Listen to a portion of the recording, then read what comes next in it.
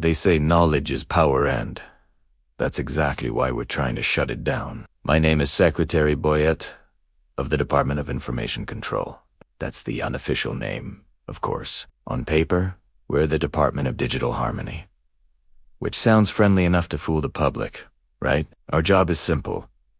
Make sure Filipinos stay happy, quiet, and mildly entertained, but not too informed. It all started when someone posted a meme calling a senator corrupt.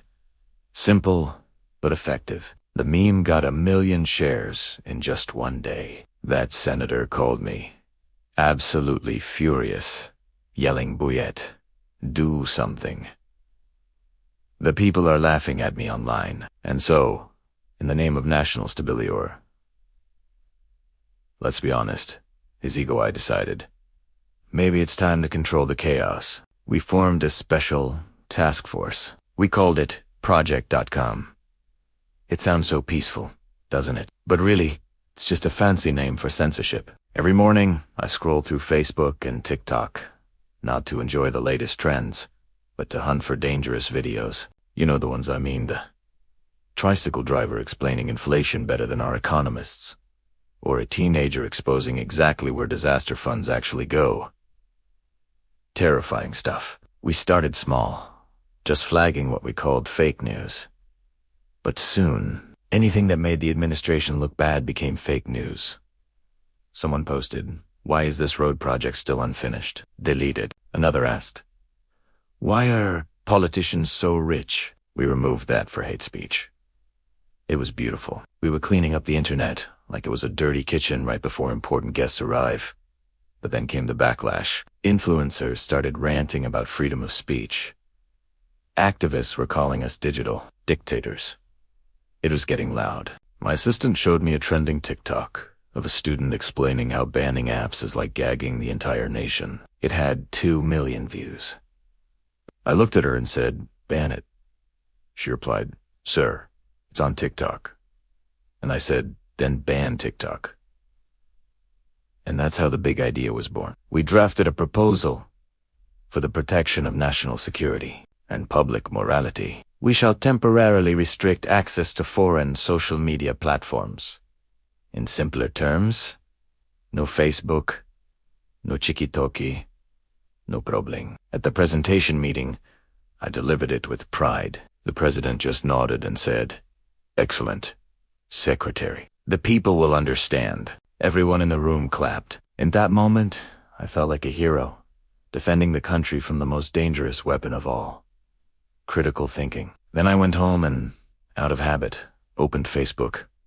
I completely forgot how addicted I was. My feed was filled with memes mocking politicians, including a very creative one of me photoshopped as a clown. I have to admit, I was impressed. The comments were brutal, witty, and sharp proof that freedom of expression was alive and kicking. And I absolutely hated it. The next day, we started testing the ban in a few key areas. Within hours, the Wi-Fi in half of Metro Manila slowed to a crawl. Internet cafes started to panic. Students were screaming. Housewives couldn't watch their K-dramas.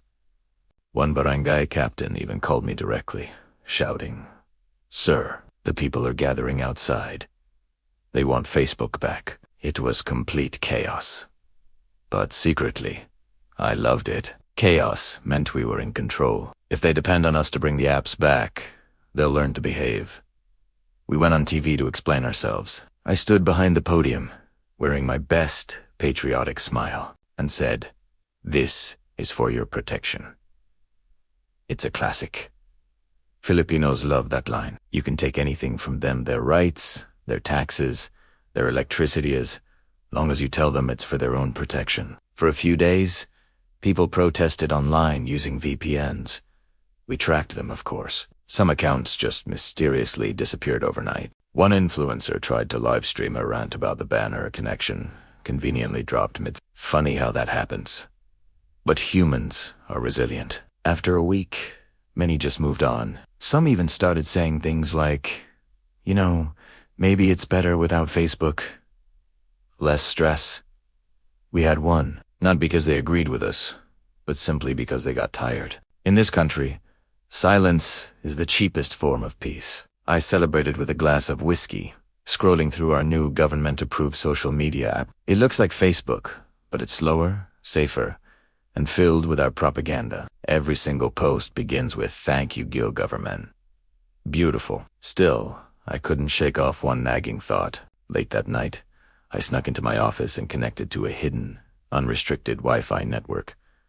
I opened TikTok. The very first video that appeared was a farmer dancing in his field, saying, "They can ban our apps, but they can't ban our voices." It already had millions of views. I laughed, not because it was funny, but because I knew he was right. You can shut down platforms. You can delete posts, but you can't delete frustration. You can't block humor, and you can't censor the truth forever. Still, tomorrow I'll go to another meeting about digital discipline. I'll come up with new slogans like "Click responsibly and freedom through control." The president will call me a visionary. The reporters will call me brilliant. And the people, they'll just keep finding new ways to speak. Because no matter how hard we try to silence them, the Wi-Fi always finds a way. Thank you for watching. If you found this story interesting, don't forget to like, subscribe, and hit that notification bell to see what we uncover next. Stay curious.